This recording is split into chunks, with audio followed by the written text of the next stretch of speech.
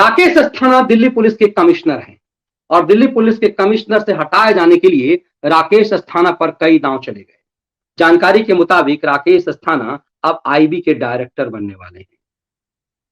आखिर नरेंद्र मोदी ने उन्हें दिल्ली पुलिस का कमिश्नर क्यों बनाया?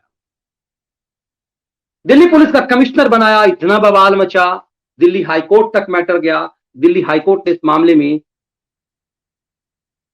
साफ साफ कह दिया कि ये सरकार का निजी मामला है, इसमें कोई हस्तक्षेप नहीं किया सकता। इस मामले को सुप्रीम कोर्ट में चैलेंज कर दिया गया। इसी बीच जानकारी के मुताबिक राकेश अस्थाना, जिन्हें माना जा रहा है कि नरेंद्र मोदी की टीम में सबसे काबिल अधिकारी, नरेंद्र मोदी के सबसे भरोसेमंद अधिकारी हैं, तो क्या अजित डोभाल अब आईबी के कमिश्नर होंगे?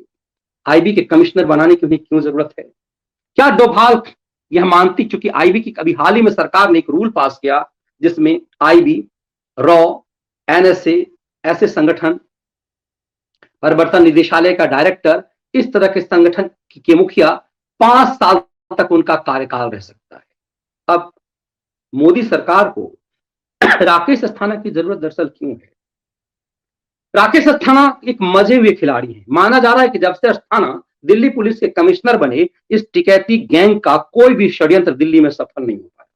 कई तरह के प्रयास किए गए, लेकिन अस्थाना ने ऐसे दांव चले और दिल्ली जो निपटते हुए मामले थे, खास करके जो दिल्ली दंगा से जुड़ा हुआ मामला था, उसमें राकेश अस्थाना ने बड़ी भूमिका निभाई है। अब अस्थाना की जरूरत बड़े लेवल पर आईबी के रूप में है।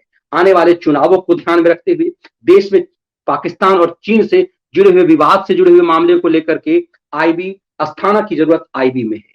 और उससे भी महत्वपूर्ण ये कि आईबी के जो वर्तमान निदेशक हैं, सरकार उसे जम्मू कश्मीर का उपराज्यपाल बनाकर भेजना चाहती है, उपराज्यपाल का निजी सचिव बना करके भेजना चाहती है। ये पूरा खेल इसलिए ताकि कश्मीर में जो आईबी का, उनका अरविंद कुमार का जो अनुभव है, वो इस पूरे मामले में काम आ सके। आईबी के उपनिदेशक अरविंद कुमार हैं और अरविंद कुमार लंबे समय से आईबी में उनका ट्रैक रिकॉर्ड बहुत बेहतर रहा है। अब उन्हें जम्मू कश्मीर भेजकर उनके उस अनुभव का फायदा उठाया जा रहा है। लेकिन राकेश अस्थाना एक लंबी पारी खेल सकें, इसलिए राकेश अस्थाना को अब बेहद गंभीर जिम्मेदारी दी जा रही है। तो वो लोग जो राकेश अस्थाना के दिल्ली पुलिस के कमिश्नर बनने से बेचैन थे, उनकी बेचैनी अब उनकी खुफियागिरी पर होगी, तो तिलमिलाहट और बढ़नी है।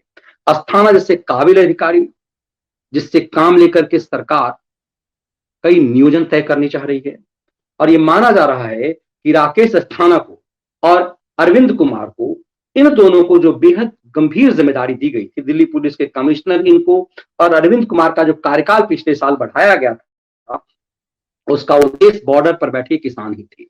ये किसान आंदोलन सरकार लगातार मानती रही कि किसान आंदोलन तो कतई नहीं है, इसके पीछे एक व्यापक खेल है।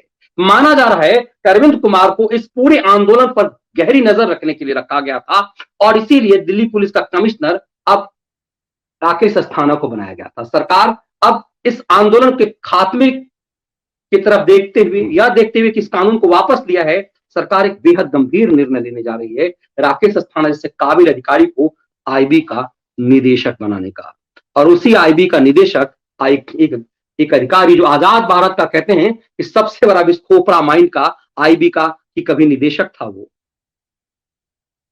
अजित डोभाल की कोई एक बड़ी जिम्मेदारी दी गई। अब ये माना जा रहा है कि मोदी सरकार भविष्य के लिए राकेश अस्थाना को अजित डोभाल की तरह तैयार करना चाहती है। अजित डोभाल में जो खासियत है, दरअसल नरेंद्र मोदी वो राकेश अस्थाना में देख रहे हैं। उम्र के बढ़ते पड़ाव को देखते हुए डोभाल की कई सारी समस्याएं हैं, लेकिन इसके बावजूद अजित डोभाल ने 370 हटने से लेकर तमाम चीजों को लेकर के पिछले 7 साल में मोदी सरकार के लिए जितने महत्वपूर्ण साबित होते जा रहे हैं, राकेश अस्थाना में यही उम्मीद देखी जा रही है। तो उन लोगों के लिए जो राकेश अस्थाना के दिल्ली पुलिस के कमिश्नर बनने से बेचैनी थी, उनकी बेचैनी और बढ़नी है।